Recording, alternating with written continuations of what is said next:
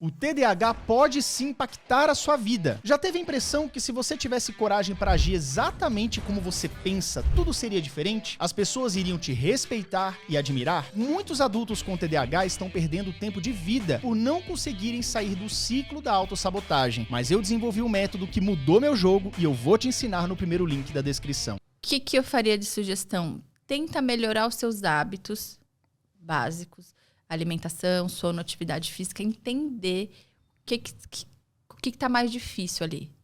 Porque antes de fazer essa escolha, então assim, Lara, eu vou tentar, mas eu não tô conseguindo nem iniciar essas atividades, né? Eu tô entendendo que ele já tem o diagnóstico, né?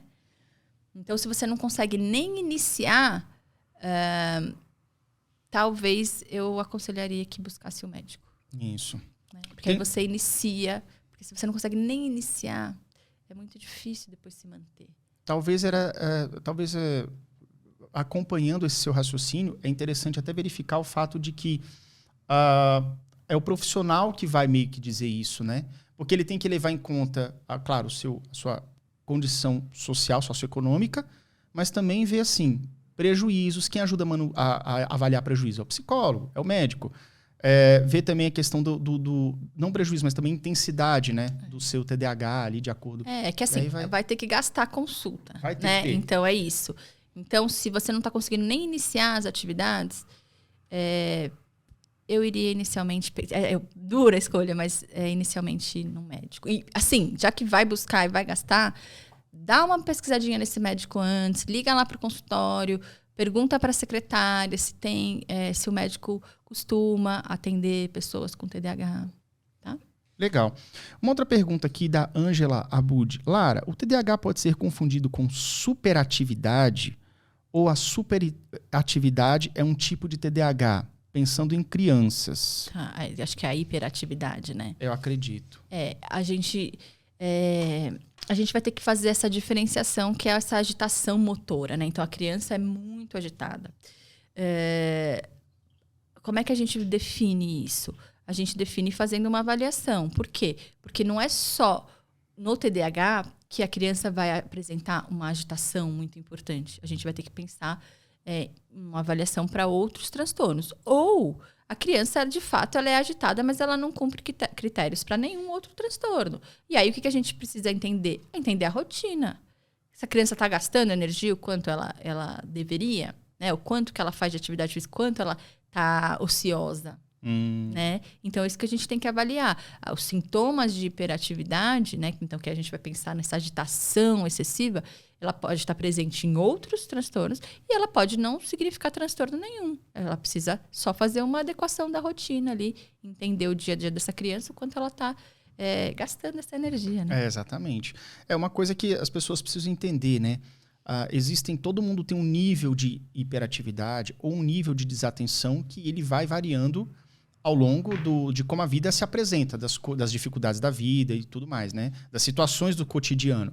Agora, quando a gente tem uma questão crônica, que acontece o tempo inteiro, em vários ambientes, aí sim você pode se aproximar de um diagnóstico, por exemplo, o TDAH, imagina. Pensa, a criança está com dificuldade de sono, não está dormindo o suficiente. A criança é muito comum. A criança, quanto mais sono, mais agitada ela fica. Então, como é que está a rotina? São coisas bem simples que a gente tem que avaliar e que pode ajustar e que já vai dizer para a gente se é uma questão ali do ambiente, de ajustes comportamentais simples, que a criança vai se desenvolver sempre. E a gente não vai levantar hipótese nenhuma de transtorno. Entendi. Legal.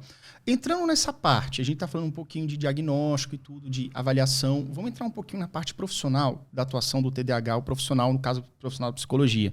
Chegou uma pergunta aqui bem pertinente, da Sônia Regina. Gostaria que falasse sobre teste para diagnóstico. Explanar um pouco. Tá. Isso é legal da gente falar bastante. Então, assim, a primeira questão. O diagnóstico de TDAH é clínico. Né? O que é clínico, gente? É uma conversa mesmo. Então, o profissional ele vai conversar, ele vai perguntar da sua vida acadêmica, da sua vida escolar, enfim, vai tentar entender ao máximo se é a criança, vai tentar entender esse pré-natal da mãe, enfim, vai tentar entender o histórico familiar, isso é bem importante, histórico familiar da mãe, do pai, enfim. Então, as perguntas vão sendo feitas, a gente tem questionários, inventários, em que a gente vai trabalhando.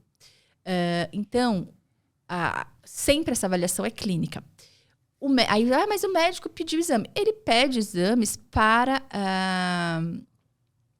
que ele descarte outros problemas, né? Então, por isso que ele pede exame, às vezes pede exames neurológicos, exames de sangue, enfim. É nesse sentido.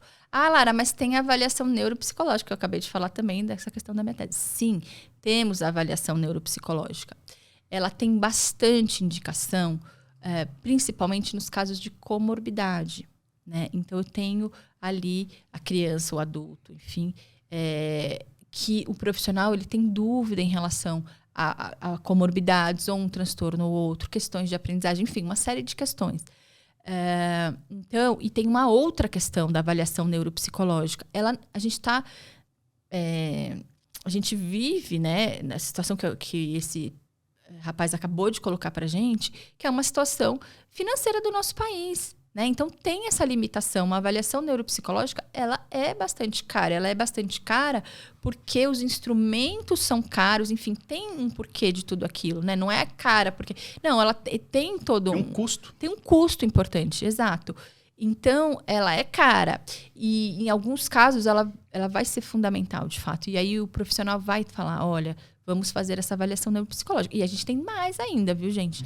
Dependendo das regiões do Brasil, a gente não tem esse profissional para fazer essa avaliação. Tá? É verdade. Então, é comum. Às vezes, as pessoas... preciso de uma neuropsicóloga numa cidade... No Pará. Não tenho. Eu não tenho. E, assim, eu tenho uma rede legal, hein, de profissionais, etc, etc. Então, tem isso também. Então, ela é importante. Ela vai ser fundamental em alguns casos. Mas ela não faz parte de um protocolo de avaliação. Então, assim, quando a gente vai pegar todos os guidelines, etc., né? Que a gente vai usar para pensar avaliação, tratamento. Alguns deles podem ser... clínica. Alguns deles, dessas avaliações clínicas, pegando o gancho, podem ser feitos online ou não, é melhor não se recomenda? Pode fazer, a gente faz. Entendi. Médico. É porque, às vezes, até a pessoa que... Hoje, com a tecnologia ajudando, né? No interior do Pará que não tem um profissional presente, mas ele pode encontrar outra localidade. A avaliação neuropsi, você diz? Essa que você falou assim, dos protocolos e tudo, nem todos, né? Os inventários, questionários, eu uso bastante, isso dá. Agora, a avaliação neuropsi, hoje a gente tem alguns testes que são online, mas a grande maioria não. Então, essas avaliações ainda são presenciais. Demanda mesmo que a criança, principalmente, esteja presente. Esteja ali, porque você tem que controlar o ambiente. Imagina você aplicar um teste de QI, por exemplo, numa criança lá na casa dela, ouvindo o barulho da mãe, não sei o quê. Não dá, você tem que controlar o ambiente, tá? Né, no lugar mais adequado possível, com menos distração para qualquer criança, mas para criança com uma hipótese diagnóstica de TDAH, mais ainda. Né? Então, tudo isso tem um custo, né? Tem um custo, Então, assim, ela vai ser importante, ela vem sendo bastante utilizada, mas ainda é distante, pensando da realidade de um modo geral. E ela não é primordial para o diagnóstico. Ou seja, sem essa avaliação neuropsicológica, eu consigo fazer o diagnóstico. Isso que é importante as pessoas entenderem. Mas aí o seu médico vai dizer, e aí ele vai indicar, etc. Tá? Legal. O importante é justamente isso, é você não abrir mão do diagnóstico, né? E fazer um bom diagnóstico.